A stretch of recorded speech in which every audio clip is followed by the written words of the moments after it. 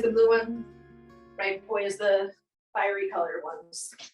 The context of this video is an understanding of the opposite direction weaves.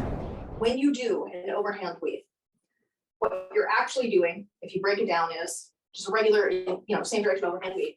You're taking the bottom hand, bringing it home, and crossing it on top. So home means when the poi is on its own side, away is when it's on the other side. So the pattern is over, under, home, right? When you do a 3-beat weave, you had your arms crossed and you wanted to create the pattern, you would take the bottom hand, bring it home, cross it over. Take the bottom hand, bring it home, cross it over. Take the bottom hand, bring it home, cross it over. Take the bottom hand, bring it home, cross it over. And by continuing to do that and taking out these spaces in the middle where you're holding it here, you would have a continuous 3-beat weave. That is the overhand pattern. If you are in the opposite direction, you can still do that same weave pattern where you take the bottom hand home and cross it on top. So, for example, if my left hand is in underhand and my right hand is in overhand, and we're operating like a side plane move, this is still a side plane move, not wall plane. If you were to cross the arms and then be in split time, and you were doing the overhand pattern, you would still take the bottom hand home, cross it on top.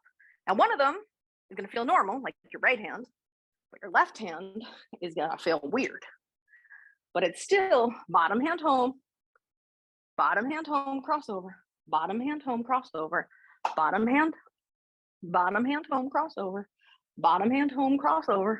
And eventually it'll look like this, which is a 3-beat opposite direction weave in side plane, opposite direction, right hand, overhand, left hand, underhand, using the overhand pattern. Now, the first place I would start with this is with these drills. I would start first with your general crossover in opposite direction. So right hand's overhand, left hand is underhand, and I would do a same time crossover, doing both right hand underneath, being able to sustain this, where you're crossing, uncrossing, crossing, uncrossing, crossing, uncrossing. So right is underneath, right crosses under, left crosses on top. And you can start with your hands offset to help. But when you cross your left hand, you have to remember to push down and forward while your right hand pushes down and back. And then when you're doing it, make sure you're not doing this, where you're in line with your body, but you actually cross past your other hip. That will make a big difference. Same thing with the overhand one. You're going to want to make sure you cross past your hip so that when you do them, you have space for them to cross and pass on the opposite side of your body. So now if we stay in the same direction where the right hand is overhand and the left is under, as opposed to what you're doing there. So right's over, left is under. Now we do the same thing, only this time, instead of the right hand going underneath, we do the crossover where the right is on top. That's the second version of the same time crossover.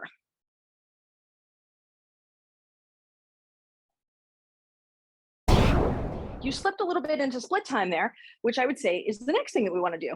The opposite direction 2-beat weave, which is a split time crossover. Side opposite right 2-beat weaves. That is distinct from when the left hand is overhand and the right hand is underhand. We're not dealing with that right now. Now we could do it where the right goes under, the right goes under and the left goes on top, which would look like this. Or we could do it where the right goes over and the left goes under, which would look like this. Just like an overhand, where you can do the right on bottom in the 2-beat weave, and you could do the right on top in the 2-beat weave in overhand. You can do the same thing in opposite direction, where the right is on bottom, better than me, or the right is on top.